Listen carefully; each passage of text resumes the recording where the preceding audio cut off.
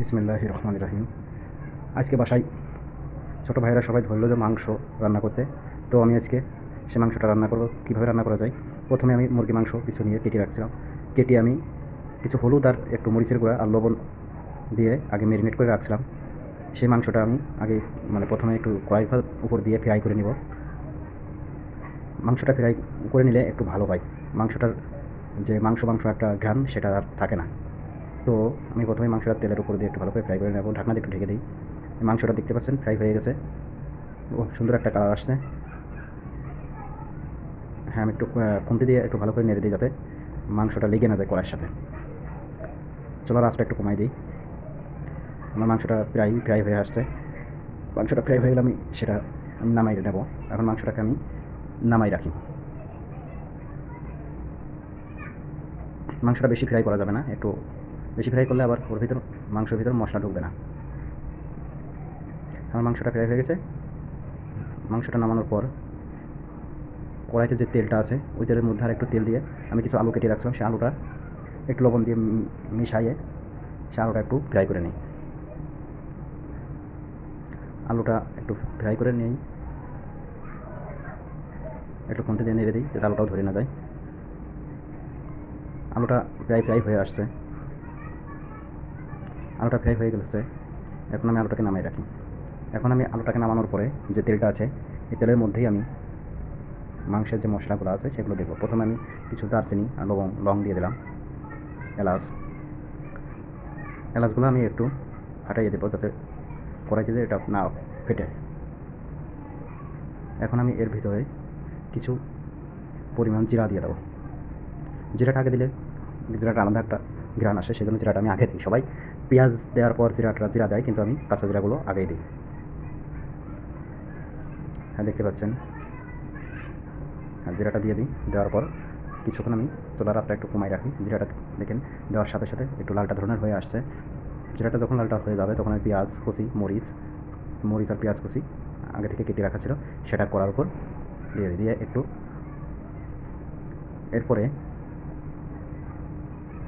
এটাটা একটু খুন্তি দিয়ে ভালো করে নেড়ে দিই। এখন নাড়ার পর পেঁয়াজটা যখন একটু বাদামি বর্ণ ধারণ করবে তখন এর মধ্যে আমি কিছু রসুন দিয়ে দেবো। এখন এর মধ্যে আমি যে আগে থেকে রসুন একটু ছেঁচে রাখছিলাম সেই রসুনটা দিয়ে দেবো। দিয়ে একটু ভালো করে নেড়ে দেবো। যখন পেঁয়াজটা রসুনটা বাদামি হওয়া পর্যন্ত আমি এরকম করে খুন্তি দিয়ে নাড়া করে থাকবো। না নাড়লে পরে এটা ধরে যাবে, সেজন্য আমি আগে থেকে এগুলো এরকম করে খুন্তি দিয়ে সবসময় নাড়িয়ে দিচ্ছি।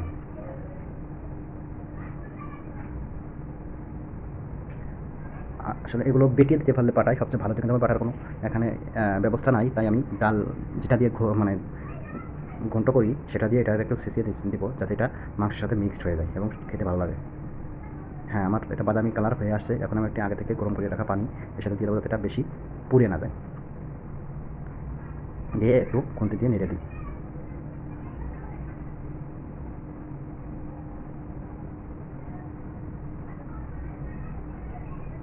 এখন আমি এর ভিতরে প্রথমে একটু মরিচের গুঁড়া, এরপরে হলুদের গুঁড়া অ্যাড করি।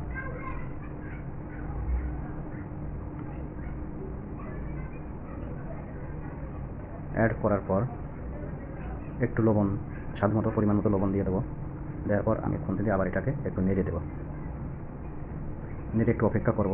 আর একটু পানি অ্যাড করি, পানি একটু কম হয়ে গেছে। নাড়ার পর আমি একটু অপেক্ষা করবো এটা তেলটা উপরে ওঠার পর্যন্ত। হ্যাঁ, দেখতে পাচ্ছি তেলটা আমার উপরে উঠে আসছে। এখন আমি এর ভিতর আগে থেকে যে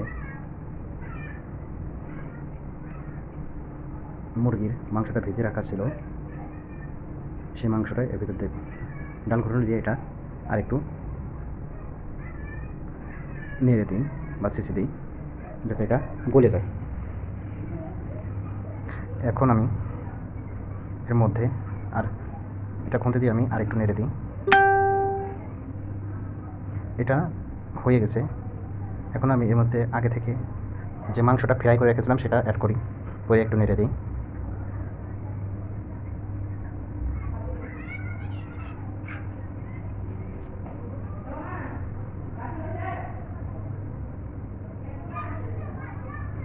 এখন আমি একটু পানি অ্যাড করি যাতে ধরে না যায়, লেগে না যায়। একটু নেড়ে দিই। নাড়ার পর এটাকে আমি ঢাকনা দিয়ে ঢেকে দেবো। এখন আমার ঢাকনাটা সরাই এটা আর একটু নেড়ে দেবো, কারণ এটা নেড়ে না দিলে কড়াইতে ধরে যাবে।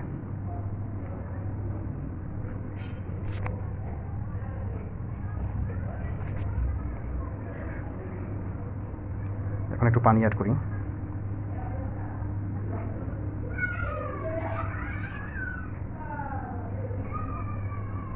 পরিমাণ মতো পানি দিয়ে দিলাম।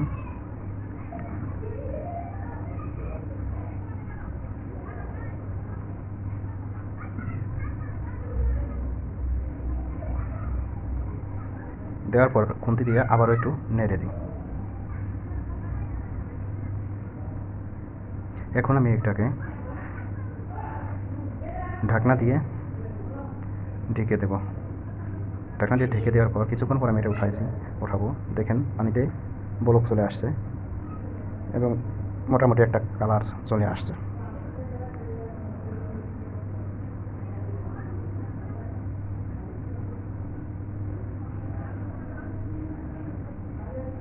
এটাকে আমি আবারও ঢাকনা দিয়ে ঢেকে দেবো। এখন ঢাকনাটা আবার সরাই, আর একটু খুন্তি দিয়ে নেড়ে দিলাম।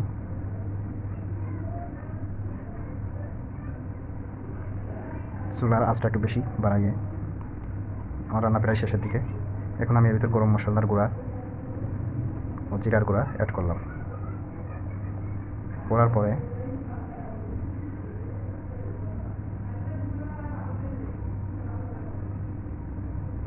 জিরার গুঁড়া সবচেয়ে ভালো হয় যদি বেটে দেওয়া যায়, কিন্তু এটা আসলে আমি প্যাকেটের গুঁড়া ব্যবহার করছি। এটাকে একটু নেড়ে দিয়ে আমি আবার এটা ঢাকনা দিয়ে ঢেকে দেবো।